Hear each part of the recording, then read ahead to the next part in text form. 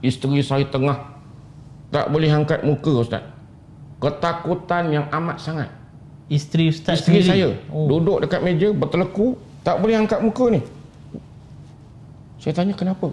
Dia kata terlampau takut macam tu. Jadi perawat tu perlulah ada apa orang kata langkah berjaga-jaga juga. Betul, sentiasa bersedia Ustaz. Sebab tu tak ramai yang belajar ni, tak ramai yang meneruskan.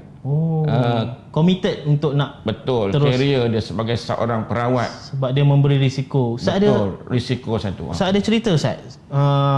Diri Ustaz sendiri ke ataupun ahli keluarga Ustaz ke yang diganggu selepas Ustaz menerima satu-satu kes rawatan? Kan memang anak-anak kecil kita sentiasa tak sihat Ustaz.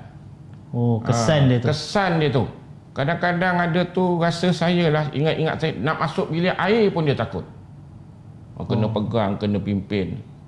Apa yang dia takut saya pun tak tahu. Masa tu kita pun tak banyak pengalaman. Kita pun tak banyak pengalaman. Jadi sampai satu tahap tu setiap kali lepas bantu orang, tak lama lepas tu anak kita pun kenalah tombang lah, demam lah, lepas seorang-seorang. Sampai satu tahap Ustaz, saya dah nak surrender dah. Tak sanggup dah. Yalah. Niat kita baik tapi penangannya ada.